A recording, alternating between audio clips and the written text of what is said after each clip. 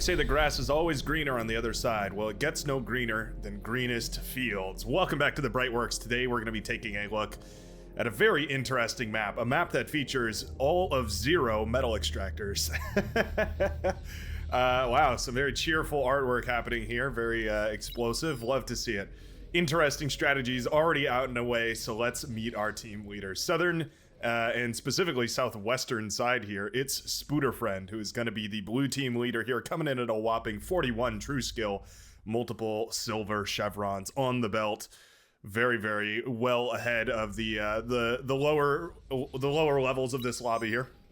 So we are seeing a pros helping Joe's scenario here. Always lovely to see.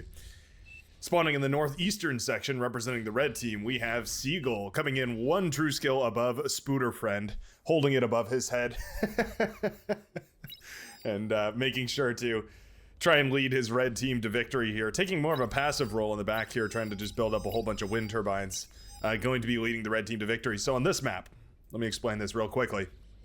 On this map, there are no metal extractors. This map features only energy collection and energy converters. So all of your economy is tied to these juicy little energy converters right here. They convert a specific amount of energy, specifically 70 energy, into 1 metal, and they can do that every second. So the way that you generate metal on this map is just by converting all of your energy into metal. Now, there's a reason why this isn't very common, or a reason why it's a little bit less common to see, I should say. And the reason for that is it's very volatile. You can lose your entire economy to just a couple of ticks that come and pop all of your energy converters, and suddenly you're going to be down the drain for metal production for quite a while. Yeah, because it's you have to space metal or energy converters out quite a lot if you want them not to chain react. Let me show you the explosive radius of a energy converter here. You can see it is quite massive. You'd have to space them out. I mean, I don't know. You'd have to space them out at least 4 times the size of a single energy converter. You have to make a massive field of them, and it's just so space inefficient that it's very difficult to justify. Those smooth melodies of Ryan Krause coming in here. I wonder if I'm ever going to get copyright struck. You know, it wouldn't be the worst thing, because that would just mean that Ryan Krause is doing good enough to have his music copyright claimed by YouTube and, you know, all that system. So we'll have to see in the future. I wish all the best for him. He makes some excellent music. Hope they enlist his services to build a second soundtrack for this game. Just keep expanding the catalog of sounds available. Anyways, light laser turrets are very key here. Oftentimes what we see are grunts and ticks very, very early on. And yep, there they are. The grunts are coming out in full force here. You can see that these teams are sharing bot labs here. It's very important to use as much of your metal on economy as quickly as possible before going for anything else, essentially. Now, doing damage on the other side of the map is really important. You can get a tremendous early lead by just a little bit of damage, poking away at wind turbines, popping energy converters. Any of that is going to give you a huge advantage here. We do already have a pawn running across the map for beef. A little bit of like a scouting pawn here, going to discover that the red team did not spawn in the usual locations. They all spawned in one corner here, and same goes for the blue team. It's a little bit risky in the sense that if you all spawn together, it means that also all of the enemy forces can concentrate around, right? They have a nice surrounding area to push in on. But also it means that your defensive perimeter gets a whole lot smaller, so you only have to defend this length rather than, you know, this length across the face of your entire field. Prevents run-bys a little bit, which is quite nice. I like this too, setting up little light laser tower positions here. Spooderfriend being sure to transport that commander around, using that mobile build power to do whatever he can to stop the expanse of the red menace. Are we gonna have a little bit of like a map rotation here? Looks like the red team is expanding down in this direction and the blue team is expanding up in this direction. We're just gonna end up in a swap where it's gonna be the blue team on this side and the red team on this side. Okay, that's unique. That's very unique. It's also rare that we get to see the pros playing on these games. Well, yeah, I'd say we're getting close to pro level here. High 30s, low 40s. That's right around where my cutoff is for considering pro players. There's a couple of pros. I would definitely say Spooderfriend, Seagull qualifying. Evolved Monkey is a very, very powerful player as well, so probably up there with the best of them. Now, are we going to do any dramatic economic jumps right now? It doesn't look like it. For the time being, focused mainly on getting units out and focusing on defenses. A little bit of a run by over here. It looks like those that pawn Oh no, it was a grunt over here. Oh, no, it was the pawn. I'm getting confused. The pawn did manage to kill a couple of res bots over here. That really hurts. Those res bots are fairly expensive for a no metal map. They're 100 metal apiece, and that's also some energy, 1400 energy apiece, which is more or less the same as metal on this map.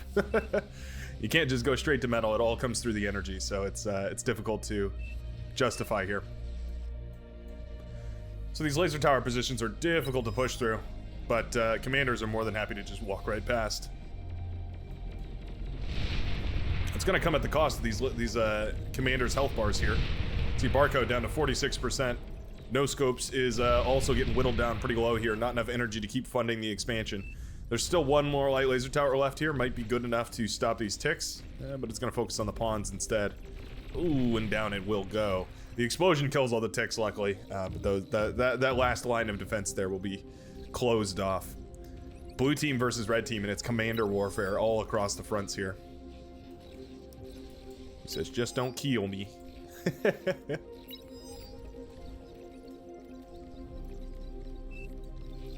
Resbots might be nice to include here. They're talking about healing in the chat. Dangshaw says, will heal. Yeah, there we go. We're going to heal up this commander. That's very nicely done. You can also get resbots and put them on the commander, and you can have them heal up the commanders on the front lines. It's a very, very powerful strategy, and it can allow you to push in, do quite a lot of damage. Speaking of which, there's a little bit of a balance update that's just been pushed to the front lines, so I'll be covering that in a different episode at some point. But somebody's probably going to beat me to it, so stay tuned for that. The bar content creators community will be keeping you up to date. I haven't looked into it. The reason why I'm not giving specific details at the moment is because I haven't looked at it in depth yet. But from the precursor information that I have, I think it's a update to the strength of bots and an update to commanders. I think they're making commanders a little stronger. Rough dog all the way up north, eating up these trees. A little bit of counter aggression might be warranted here. You could definitely move some units through in this direction, poke at the heart of the red team. But the red team has gone for the bombers. They've got the Cortex Air Lab up and running here, and they're going to start pumping out bombers one by one. It's very, very powerful. Very difficult to shut down, right? All this team has right now is AA. But again, when your entire economy relies on energy converters, especially when it's all clumped up like this, you can see all these bases are sort of tied to one another. Yeah, a couple of bombers can ravage a base quickly. You need anti-air, you need something in order to shut this down. These bombers are going to be sent out, just 2 bombers, but that's really all you need. 2 bombers are pretty difficult to shoot down with AA, especially if you're just doing the light anti-air. It takes about 6 missiles, I want to say, 6 to 8 missiles, somewhere in that range. So regardless of how you slice it, you're going to need multiple missiles. Now there's air constructors and whatnot out for the blue team, so I wonder if there was a I guess there was no fighters produced at any point. Yep, the scouts go in. One of them is shot down, but the other one will make it into the facilities here. Yeah, the anti-air starts up right away. Bombers hesitating a little bit here. Kind of unfocused on where they should be dropping their payload. Looks like they finally chose a target. They were a little bit slow there, and they are actually going to be shot down relatively quickly. Alright, probably not as much damage as those bombers could have done. I think if one of them had dropped on this base and then onto this base, it probably could have done a little bit more damage, and then if the second one had gone to this base and then maybe onto this base or something to that effect, we might have seen a slightly more effective bombing run there. But of course that air lab is still up and running, and so we can see more in the future. The blue team has a hard decision now. They have to determine whether it's worth it to go into an air lab of their own to shut down the bombers in that way, or whether it's best to just go for anti-air and let the bombers do their thing. No scouts for these bombers, so they're going off of old information here, but they still know where those explosive energy converters are, so they're coming in for a hit. Anti-air is coming up, but it's right next to these energy converters, and it's not going to take much to set these off like an explosive chain reaction. One of them gets shot down. The other one will be shot down too, but not before it drops a payload on a massive cluster of energy converters. That is going to be Spooter Friend's major economic center taken out of the game here, and that hurts for at least a little while. We can see his economy now sort of plummeting because he is down to 2 metal per second. Probably not a bad idea to diversify your energy converter matrix. Build a couple rows of these. Build maybe a 2x4 and then another 2x4 over here. Something to that effect. Anyways, out on the front lines, both teams are posturing here, trying to use artillery to get as efficient a trade as possible, because of course reclaiming and resurrecting and all that good stuff are going to be very important. One thing that I always suggest and I always hand out if I'm playing on greenest fields are gunslingers. Gunslingers can be tremendously valuable on this map because you stick around on T1 for so long, especially if somebody's going for those T1 vehicles as well. They can really do a lot of damage, not to mention how effective they are against commanders. They can kite against commanders. They have enough range to 1v1 commanders and take them down with relative ease. And they can get jumped on, so they need auxiliary forces to support them. But most likely your teammates are going to be up and running with some sort of T1 support units by the time that you're basically ready for gunslingers out on the field. Another bombing run coming in here. What are they targeting? Right in the middle of green's base here. Oh, and those wind turbine fields are just big enough to chain react on each other. The entire green base goes up in smoke here. Bombers will retarget. Will they drop another payload? Ooh, not quite. Don't manage to squeeze off another one, but that is going to be all of Beef space taken down. Yeah, you can see Beef hitting a critical power shortage here all of a sudden. Going to be forced to rebuild. Does he have any constructors out? He does, but they're working on a construction turret rather on the front lines. That is no good. That's going to be difficult for Beef to hold here. All he's got are these rocket bots. These laser turrets are effectively out of power. There's no laser turret energy to go around, so they're going to be criminally starved for energy here. Whoops. There goes my phone. Hope I didn't just crack it. Although it's unlikely. I remember back in the day, those early iPhones, you could drop those. I mean, they could fall out of your pocket while you're sitting in a chair, and you'd be lucky if it didn't have 4 or 5 fractures across the face of the screen. Nowadays, I feel like I'm way more abusive to my phones. Not, intentionally, of course, but just as a matter of moving around more and living a normal life. The adversities of being a functional human being of some sort. Still the phone could take the abuse. It's pretty impressive as far as phone glass technology has come. It's not something I think about very often, but one of those impressive technological improvements that we've seen over the years. Finally, this northern section will be cleaned up. For whatever reason, Rough Dog was able to just hold on to this securely for a large portion of this map here. Didn't have really any contest. Doesn't have a lab. Doesn't have much of anything, really. And his one economic center will be popped. Luckily, those wind turbines don't chain react off each other. Rough Dog is going to have to hold this here. He just doesn't have a formative army here. Interesting. His economy is down for the moment because his energy converters did get popped. Centurions are marching forward. They're very tanky. We have some D-guns happening over here trying to clear away the armies. Barcode did get jumped on top of, but he will manage to pull the commander back just in time to save it. Meanwhile, Pawns are running in. Grunts, rather, are running in. Oh, a little bit of friendly fire there. Shot his homie in the back. That's no good, but do what you must, I suppose. Oh, D-gun, D-gun, D-gun. Oh, all right, that was a decent D-gun. Grunt still managed to repop the economy of Spooderfriend, though, and now it's really starting to hurt. Spooderfriend has now been down in economy for quite some time here, and you can tell how much that's really starting to impact him. Gonna go for some more build power, but he's gonna need to get those energy converters up and online ASAP. Wouldn't mind seeing once again these energy converters being spread out here just so that they don't chain react as violently. Just lets you rebuild a little bit quicker here. Meanwhile, Spooderfriend is just on the front lines. He's posturing with this Gold Star General Hound. This hero has been crafting devastation here on the front lines for quite some time. You can see it hailing away sieges of bullets as it's lobbing those projectiles. It's trying to kill that commander. You can see it over there because of that radar jammer. Ticks and Pawns running forward here. D-gun? D-gun? Not gonna go for it. I bet why he doesn't D-gun here is because he wants to eat up all of that juicy metal that comes out of those corpses when you kill them normally. That's definitely something to consider, is when you D-gun them, they don't leave behind a corpse, so you're not quite as powerful. Beamer turret is up in the middle of the map. That's quite nice. Doesn't seem like it, but it is a substantial power jump. Because it deals with those early rocket bots, so those are no longer going to be able to contest this. Light laser turrets are falling, but this singular Hound is able to hold this front line just because of how much damage it can do. It can trade very effectively against this entire army. You can see, especially when it's grouped up, this cluster of rocket bots here is taking tremendous amounts of damage from just a single unit. So devastating. There it goes. Yeah, okay, gonna eat up these corpses. I had a feeling that's what it was. Heavy laser turret is up here, though, and so that's gonna be dangerous for Spooderfriend to deal with here. He's gonna have to find some way to tear that down. I mean, this Hound is capable of doing that, but it's just a matter of whether that's the preference of target here. Looks like Barcode's commander did go down. Are we going to be able to eat it? Looks like Solid Ape and Estrella are both going to move forward here to try and eat up that commander wreckage. Getting a little bit sidetracked here. They need to move forward a little bit more surely.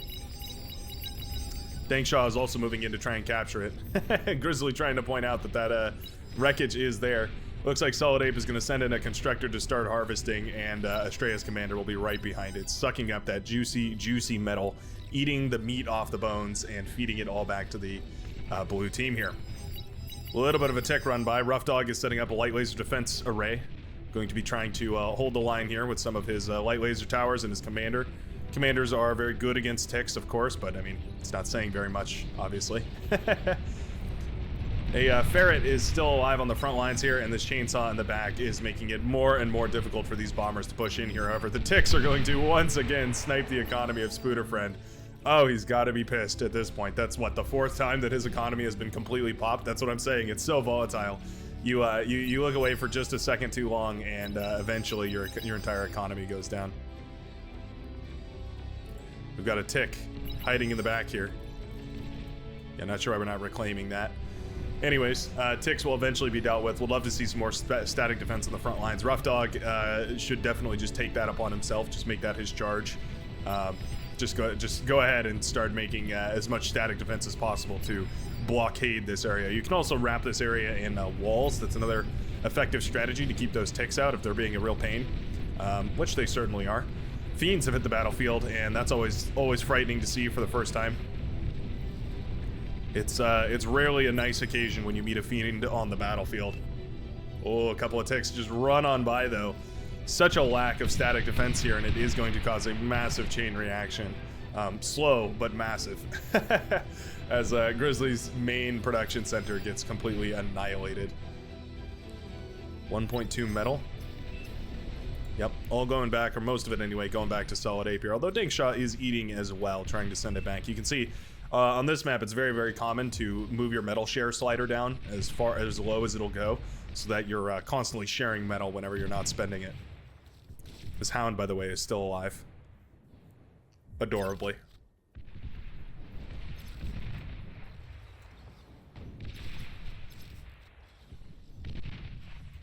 Gonna start repestering these rocket bots over here.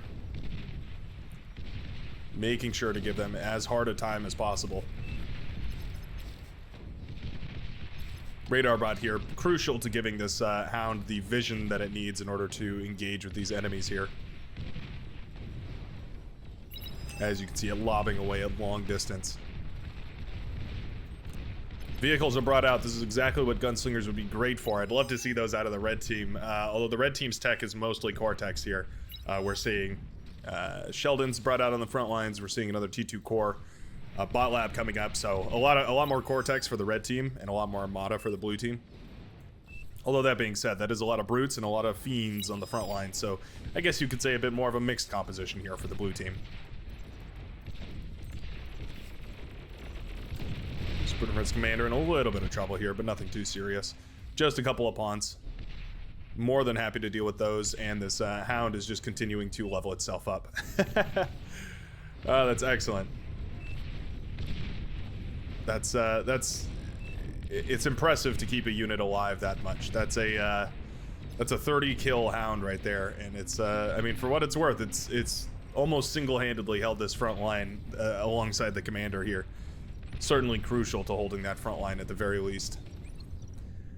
Now we're getting into those proper T2 economies, though. We've got 2 fusion reactors powering a whole bunch of energy converters. You're starting to get into that realm where you can go for some interesting shenanigans. Going for an anti-nuke as soon as possible. A nuclear strike would be just downright devastating, especially on this map.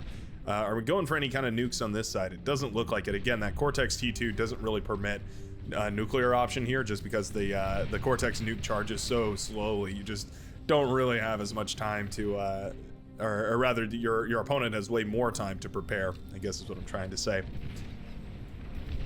Spooter friend getting in a little bit of a engagement here with no scopes. No scopes trying to walk on in with his commander, maybe just trying to threaten Spooter friend off the line. Spooter friend is in desperate need of a resupply here. He could certainly do with a reinforcement. Get this man a couple of fiends or something to accompany his frontline troops. I think 4 fiends spared down south here to deal with no scopes would certainly be worthwhile. The Hound firing away, doing its job, but it is, after all, only a single bot. And unfortunately, the rule of more beats less typically always triumphs here, even with a veteran Hound with 33 kills under his belt.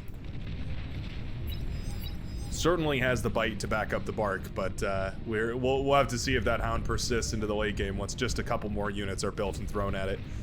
A little bit of a Hound engagement over here, but they are walking right into the unit line of Toxic Farts, who is, yeah, just trying to mop this up with a bunch of Centurions and Maces. I mean, it's not a great trade for the bots, but it's basically as good as it's gonna get. Aside from, you know, like rocket bot engagements or something that are theoretically infinitely efficient. This is sort of the next best thing, right? You just have healthy units that can deal a decent amount of damage. Skirmisher units, I believe, are what they're called. Yeah. Anyway. Toxic Fart's gonna get some excellent D-guns here. Very nice. Mops up almost that entire force here. Can he get the other 2? Seagull will move his commander in behind. Oh, gonna get the D-gun. Can he get a second one? Going to laser down this tank. No, he will D-gun it. Alright, all those tanks are cleaned up. Minimal damage in the backlines here. Didn't manage to pop Toxic Fart's economy here. And the red team has just been consistently applying that economic damage to the backlines here. Currently, you can see that the economies are semi-squared up, although actually the blue team's is a little bit behind the reds. The blue team lingering around at 130-ish, 140 metal per second, where the red team is sitting comfortably around 160. All of that is dependent on reclaim a little bit, but more or less that's the direction that things seem to be headed in here. Fiend's trying to get a decent engagement. Of course, it doesn't really matter what your economy is, it matters what units you can produce, and so if you don't have the right unit production, you're never going to be able to get the trade that you're looking for. And yeah, you could have all the money in the world, but if you don't spend it, what good was it at all? The red team has been largely unhindered by tick attacks, so really a big group of maybe 20 ticks or so would be more than sufficient to shut down the entire economy of the red team. I mean, you can imagine a bunch of ticks running past here. Fiends don't do tremendously against ticks. Sheldons do horribly against ticks. They just run in here, gum up all of the wind turbine fields, pop a bunch of the advanced energy converters. That could be a lot of damage. Certainly would be worth investing in for the blue team. But we do have some pawns up here running past. Toxic Farts does see this, but his commander's way too slow. In fact, his entire army is way too slow. Yeah, he doesn't really have anything in order to clean this up. They are going for a nuke launcher. That's quite funny. Okay. Seagull is thinking about getting nuclear. Pawns will pop that energy converter field right there. It's very nice. Luckily for Toxic Farts here, I mean, it's not luck. This was well planned, well organized. These wind turbines are spaced out in such a way that they won't chain react off of each other. That's going to spare a portion of his economy at the very least. But it is still quite damaging. Not a great engagement over there. Bombing run is unsuccessful in killing the fusion reactor, however it did take down the energy converter. So for the meantime, the red player is a little bit low on metal, or at the very least he's going to start getting low on metal as he spends it all on that nuclear launcher. Now, as far as devastating effect goes, it's harder to outshine the Cortex nuclear launcher. You can see the radius on this thing is massive, so despite the anti-nuke field, Grizzly could still be certainly wiped off this base, as well as a large portion of Beef's facilities here. Wouldn't mind seeing a T2 anti-nuke bot being built here, because I do believe we scouted that. Yeah.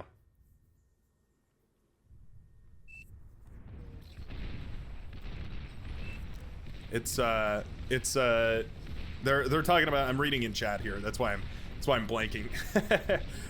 trying to read and speak at the same time, not my strongest suit.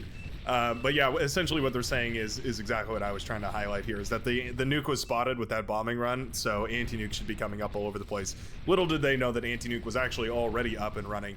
They just didn't have a very effective scout out about it. And it brings up a pertinent point about air play in this game, air versus ground play, which is the fact that if you bomb really early on, you kind of need to do critical amounts of damage, because otherwise all you're doing is inciting your opponent to build tons of static anti-air defenses or anti-air units. And if they invest heavily into anti-air, you're going to have a much harder time getting a read on them and scouting and bombing properly into the later game. So it's kind of a double-edged sword, right? You have to time your bombing attack perfectly so that you make sure you get the most efficient bombing run possible. It's why it's a very, very skillful trade.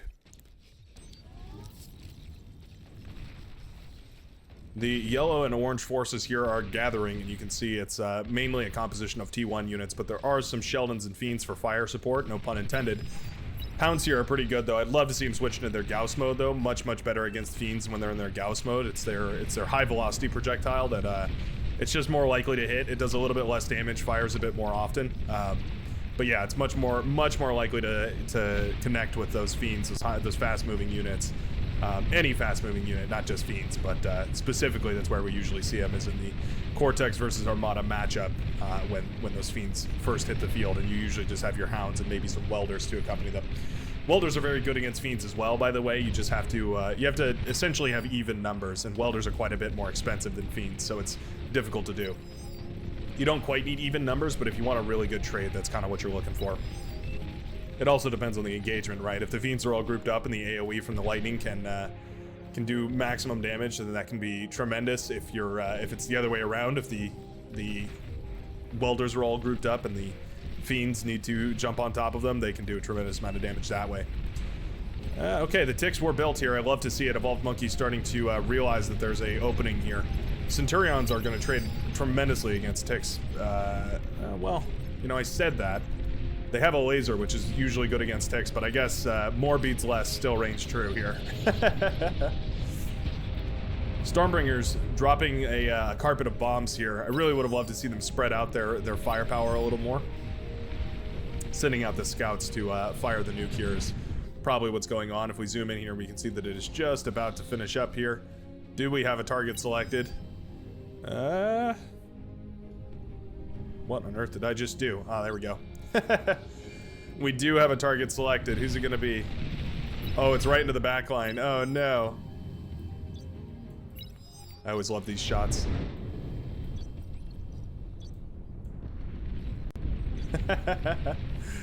Away goes the nuke. Now it did fire directly into... Oh no, he changed targeting. He changed the targeting. Oh, very nicely done. All right, he found the opening. He found the gap and the weakness here. He is going to drop that Cortex nuke, and that is going to be all of Grizzly's facility down the drain. Spooderfriend also eats that nuke right to the face. But right now, not going to be dead. Maybe feeling like it with all that nuclear radiation everywhere, but still alive and kicking. Dangerous force over here. We've got Mesas mixed with Centurions. It's a very sturdy composition. Bombers could trade effectively here. Yeah, okay. Bombers are going to run in. Hound forces slowly dismantling the front line of Spooderfriend. I'm guessing he lost his prized Hound. A hero has died today. Oh, bombers lost their motivation, I guess. We don't really need to bomb them. This unit group is slow enough that this is actually fairly effective bombing. That factored with the fact of the matter that they're all clumped up very nice and neatly. Yeah, it makes for some actually tremendous bombing runs here, and that will be cleaned up nicely. All right. The nuke has been sent. The question is, do we keep it or do we sacrifice it and go for some more economy here? I would say probably sacrifice it. You got your hit off. The anti-nuke is already up all over the place, and more is probably going to be on the way. You killed a player with it. That was probably as good as it's going to get, and I think it's about time to eat up that nuke and convert it into a whole bunch of more economy. 9,000 metal goes into, or sorry, 7,700 metal goes into, I was thinking of an advanced fusion reactor. 7,000 metal goes into that. Almost 8,000 metal goes into that nuclear launcher versus the 9,000 it takes to go for an advanced fusion reactor, which is 3 times as much energy as a regular fusion reactor. So all the math there is to say it's probably well worth it to boost your economy, and definitely you can get into that proper T3 stage by just using a little bit of economic magic back there.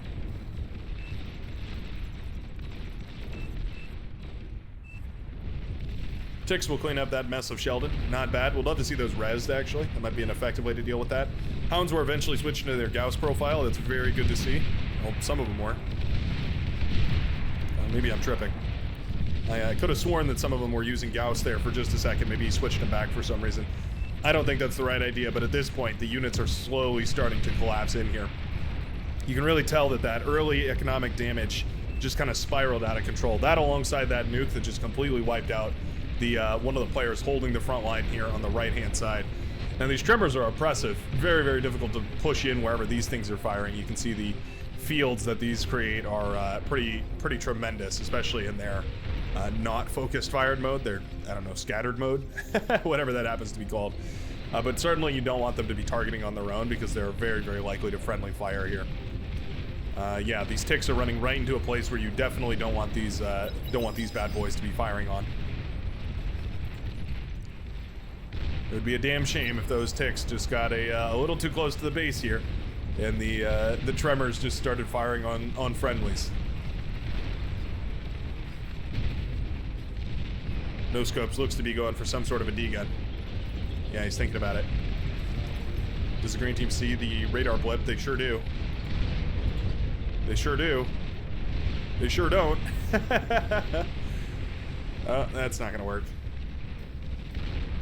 Yeah, Estrella trying to kill this commander, but No Scopes was already thinking about doing the same thing. That commander will go down. Solid 8 moves in for the reclaim here. Dangshaw is holding the line, or pushing the line down here, but it looks like these bulls from Solid 8 are going to be the ones in charge of holding it. Yeah, commander not going to trade super effectively against a bull, though. The D-gun is quite nice, but those bulls put out a tremendous amount of firepower. Solid 8, though, is just getting a huge amount of metal in off of these corpses. You can see his metal income is just soaring through the roof, and all of it is flowing back to his team, who's trying to get out some of those T3 units.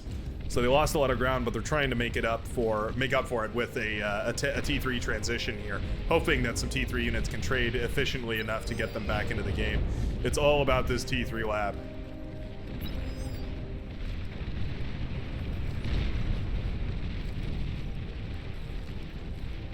Trying to get a T3 Spooter out.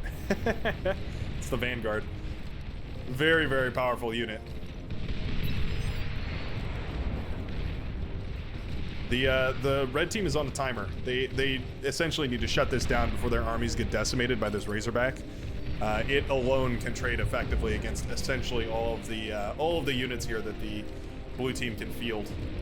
It can trade effectively against all the units that the red team can field.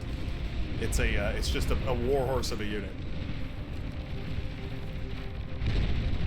Here we can see it up close and personal, now devastating the Sheldons here, but also accompanied with a whole bunch of hounds as sort of a fire support squad.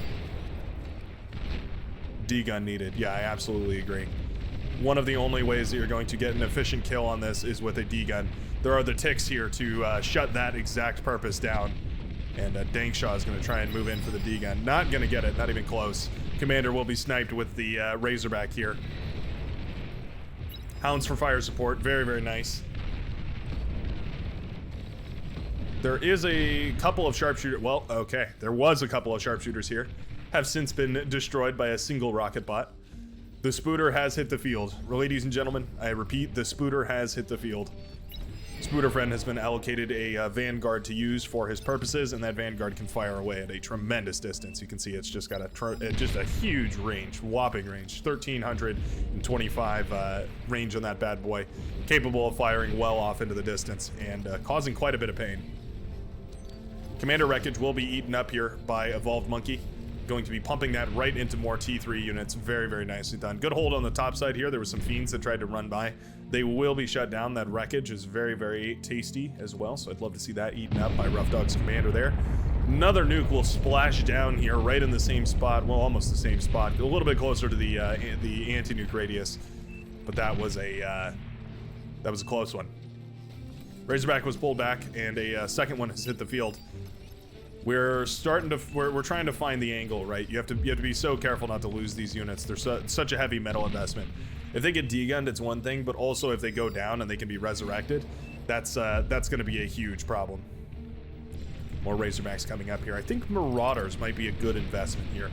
Marauders can run by. They're super quick. They're very difficult to chase, and they do a whopping amount of damage. So Marauders would be a very satisfying investment, especially here on this map, just for the sheer fact that they would be able to probably penetrate these lines and get some sort of effect on the enemy's economy. For the measly 970 metal they cost, it's a fairly good investment here. Looks like Evolved Monkey is actually going to go for an advanced fusion reactor. Step up the economy game here. Would love to have seen a metal storage, but you know, it's kind of communist ideals here in this team. everybody's working towards their common goal here. So building a metal storage is sort of a greedy capitalist pig idea. These Razorbacks are not trading efficiently right now, though. They need to get something done right now, because the more time that we're wasting not using these, the more that we're going to give the red team the time that they need in order to tech transition. Indeed, we already see the T3 lab coming up from Cage, who is trying to get it out. I don't know how he's going to get T3 units through this mess of wind turbines. I guess he could eat up maybe this little cluster of wind turbines. That'd probably open it up. Gonna start pumping out Shiva in mass. 1,550 metal per Shiva. It's quite a drain, quite a metal drain, but it's a little bit cheaper than the Razorback, a little bit more expensive than the Marauder. They're sort of right between the two, at least in my eyes. Razorbacks are perfect for mopping up these compositions of grunts and T1 tanks, all that sort of stuff. They fire that multiple round laser burst, which is just, well, you can see the effects for yourself firsthand. Arbiters are such a nice inclusion here, giving a long distance strike potential. If these Razorbacks decide to stop moving for even a second, those Arbiters are going to have a field day raining down missiles upon them. Tick stream starts to march forward. There are some light laser turrets here. That is a lot of ticks. Yeah, the ticks start to overwhelm this place. Energy converters pop, 1 and 2. And a couple of ticks almost make it through, but not quite. That's a fair amount of damage for the cost of those ticks. It's not very not a high cost for a quite tremendous amount of value.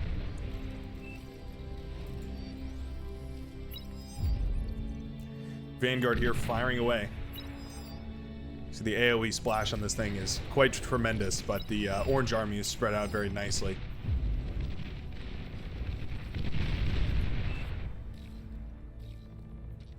Are the Shiva able to escape? Not really. They're having a hard time. Is Siegel gonna deal with it? I just tell him to fire right here. Just tell him to fire a single shot. Nobody's gonna know. How would they know? You don't want to move those Sheldon in too close here. Solid Ape's commander is getting sturdy on the front lines.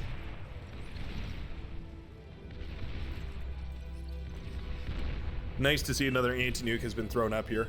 A portable anti-nuke field. Handed over to Spooter Friend. That's very, very nice to see. Especially since you just know that nuclear launcher is already up. Now what they don't know is that the nuclear launcher has been consumed and turned into an APHIS here. Very nicely done. Going to allow for a nice bit of economic growth here that we've already seen. You can see the red player clinging onto a solid 4,000 metal here, and probably going to be turning that into some sort of economy. There we go. Going to be self-destructing those wind turbines. They're not going to chain react because they're spread out far enough. It's one nice benefit about that, I suppose. Energy converter will be eaten up here so that these can move on out, and finally the Shiva are able to make it out of the base. A little bit of a shenanigans.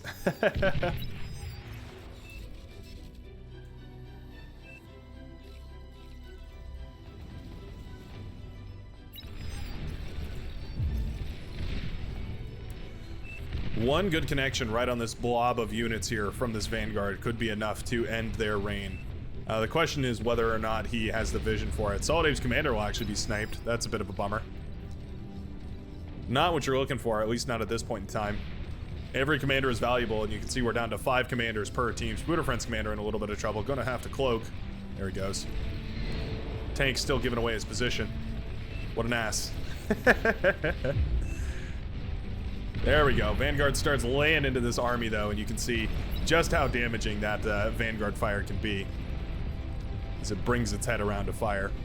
Not going to pull off a second shot, but that was already enough damage, essentially cleaving this army in half here with just a single shot.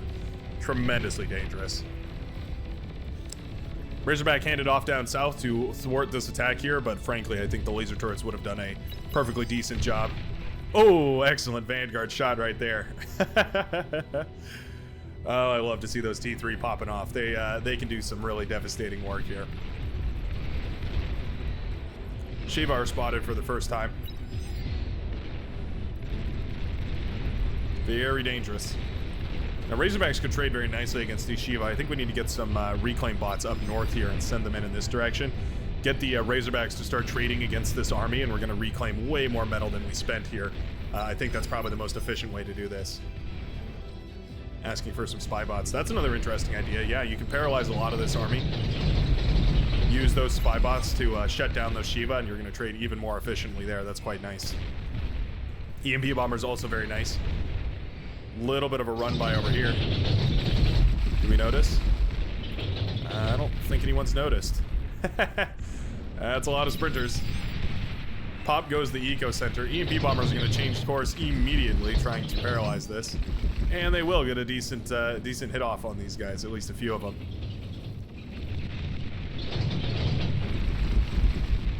Don't want to friendly fire with those bombers. Got to be so careful. Wow, these get all the way into the back line though. Go for the build power. The build power, yes. They do manage to pop all the build power. I think the energy converters are going to be next here. Excellently done. There go all of the energy converters, and that was perfect. That was exactly the damage that the blue team was needing.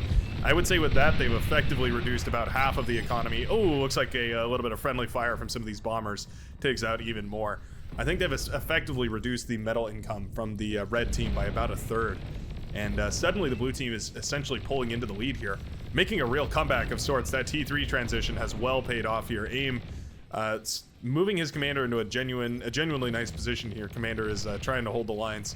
Razorbacks know there's something in the fog of war, but they can't quite tell what it is. They see a radar presence, but nothing on visual sensors. You can see Spooderfriend really desperately wants to eat up this wreckage here. These butlers are very, very effective at it. They certainly can eat up a corpse like it's nobody's business. Spybots here are going to be taking a look around. Vanguard going to get a excellent shot off against AIM, who reveals himself. Reveals himself by reclaiming, that is. Vanguard can't turn its head as fast as the the robot can turn its body.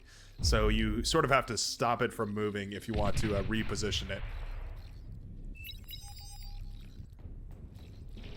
Tech's trying to find an angle here. Light laser treads continually added on by Spooderfriend. That's very nice to see. Razorbacks also included here to make sure that there's enough to keep this all safe. Welder, not a bad inclusion either. Very good against those ticks that are spamming. Oh, massive bombing run over here. Looks like those blizzards that were built earlier did come into a tremendous effect here as Rough Dog's advanced fusion reactor will pop, blowing up everything in the vicinity, shutting down a lot of the static defense over here as well. Now, there are the Razorbacks to hold this front line, but they're not being used offensively. I really think those Razorbacks need to go out and start being traded out for cost-effective metal. Oh, accidentally paralyzing his own unit right there, stunning the Razorback. I think that's going to cost him. These hounds start firing away. Yikes. Yeah, that Razorback is going to go down real quick. That 26-second stun or whatever it is off of those spy bots is quite potent. Down goes the Razorback. That hurts quite a bit. That is a key component of Spooderfriend's control over this front here. And now the Ticks and the Fiends start to march their way in here. Oh, nice shot from the Vanguard, though. Fiend blasted to pieces by the light laser tower. Another Razorback was peeled off and handed over to Spooderfriend to resecure that front line, but already we have some Grave Robbers trying to actually resurrect, of all things, this Razorback corpse. I really like that. Definitely well worth it. Fold a couple of those T3 units into your own army. Yeah, we need to shut down the Shiva. We need to use the Razorbacks against the Shiva. Razorbacks, three or four Razorbacks cleans this all up if they take a decent fight against the Shiva. We have well more than enough to deal with all this. There's not really anything that can even contest this. We just need to get these Razorbacks into the right position. If the Razorbacks move around either side here, or even move around both sides and then move inwards, right? Do a little bit of a pincer maneuver, that T3 army is going to disappear like it's nothing.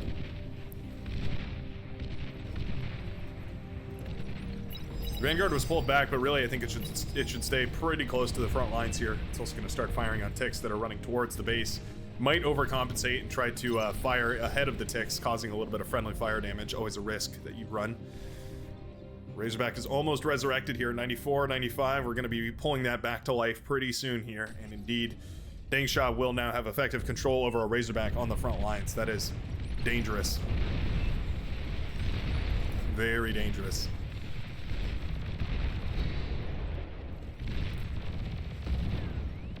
Snipers are brought out, but there's already a tick spam. We need to see Junos to shut this down. That's really the only effective solution at this point. Razorbacks are finally being used effectively here. Sharpshooters are hailing away at them with those high-powered Gauss rifles, but rail cannons, whatever they fire. But I mean, there's only 3 of them, right? You kind of need to kill the Razorback, otherwise you're just going to retreat and get healed right here. But the Razorback certainly could push in there and do quite a lot of damage. EMP bombers not getting the connection they were hoping for, I think, as the Razorbacks don't get paralyzed here. The Razorbacks, man, why are they so cowardly here? I really think these Razorbacks should have moved forward quite a long time ago. Spybots are out, and these could definitely move forward and start EMPing all this, but again, it's those ticks that are building up en masse right here, causing so many problems, shutting down all the Spybots. What I would recommend is peeling one of these Razorbacks off, just send it around in one random direction. It's going to peel a large force because somebody has to go deal with that, and if you support it with enough T1, they're not going to be able to degun it, which is really their only effective solution against that. But even if they do degun it, it means that the corpse is gone, so you've sort of dealt with the problem anyways here. Butler's patching these units back up to full health. Butlers have quite a lot of build power, so they're actually very effective at that. Resbots are still more effective, though. Spooderfriend does not have a lab, though, so he just relies on the gratitude of others. Massive tick swarm over here, though. Beamer turret gonna try and hold the line. Not really enough. That is a lot of ticks. D-gun will cleave through them. It's rare that you get an effective D-gun against ticks, but there's a prime example right there. Energy converters will pop, and that will take care of all those ticks. These Razorbacks, they're starting to frustrate me at this point with how ineffective they've been. Okay, nice EMP. Stop clustering them. Shiva are only effective against Razorbacks when you cluster them, so there's no reason to do that. Spybot is looking for the perfect connection here. He will just about get it. That is that's as decent a connection as you could be hoping for here. He doesn't want to lose any of these Razorbacks, but he's going to have to if he wants to take an efficient trade here.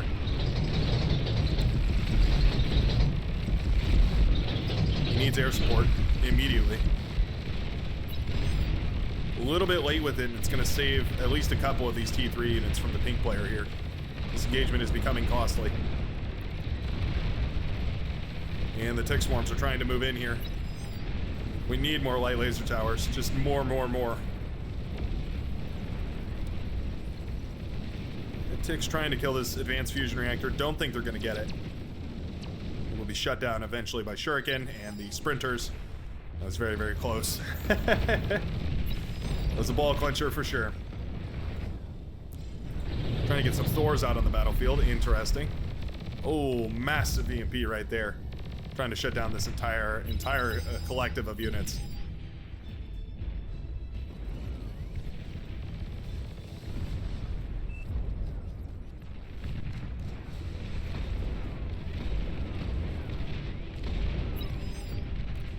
Yeah, I agree with what Cage is saying right here. Rezzing or reclaiming is definitely the way to go. You want to do something with this massive wreckage field. If we turn on our, turn on our superior metal vision, we can see 18,000 metal lying around on the field over here. Whoever, I have a feeling whoever claims that metal field, whoever manages to take control of that, is going to determine the victor of this game. Right now, it looks like it's going to be the red team. The economy is slowly overtaken. The blue team economy, that is slowly overtaken by the red as they rebuild the energy converters back here, and this economy continues to scale. There are already T2 bombers out. We have a couple of nuclear bombers, in fact, swirling around the map looking for an engagement that they can take where they're not going to be shot down instantaneously. Minefields are being set up. I don't mind that whatsoever. I think that's actually a really, really nice option.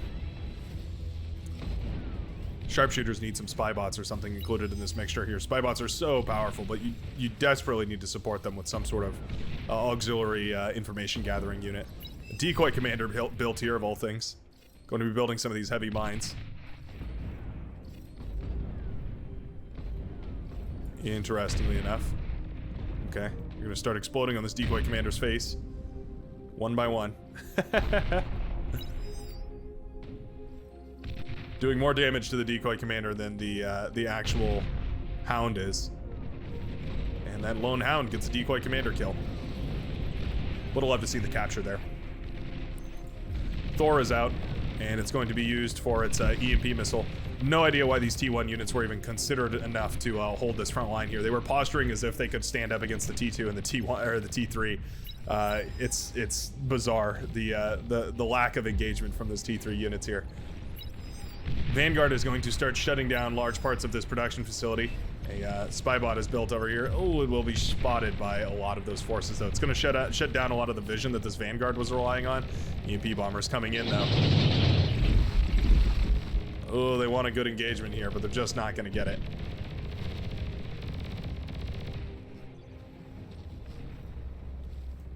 Razorbacks included in the mix are quite nice. They're going to shut down all that spam, as you saw those ticks just completely evaporated. And the Vanguard will resume its normal firing capacities as it continues marching forward. Really need to turn this Tremor off of focus fire mode so it can just fire into a massive arcing field way further out. You get quite a bit more vision when you turn it off onto the, I forget what the other field or the other mode is called, but you get quite a lot more bang for your buck out of it. More EMP missiles launched. Love that we're using those. If you're going to build a Thor, you better be using that EMP missile because it's so powerful. You can see just shutting down half of the army over here. It's so dangerous. And these guys are going to get a phenomenal trade against all these Shiva now that they're, well, essentially dead. The bombers are out, though. Nobody has nearly enough air to stop this, and the bombers have chosen their target. They're going to head it straight towards the advanced fusion reactors back here. Now, don't get me wrong, there is a lot of anti-air turrets, but it's all T1 anti-air. It's not going to shut down those T2, and that is a massive bombing run, taking out the majority of the blue team's base. That was a huge play by Siegel, who's been building up those bombers, waiting for the perfect moment to strike. I think he found it just after that engagement had happened. There was a calm before the storm. The blue team immediately calls for the resign vote, and I can't blame them. Excellently done there. Excellent finish to a very interesting game. We got all the way up to T3 on greenest fields of all places, and it was all finished by one miracle bombing run right through the middle.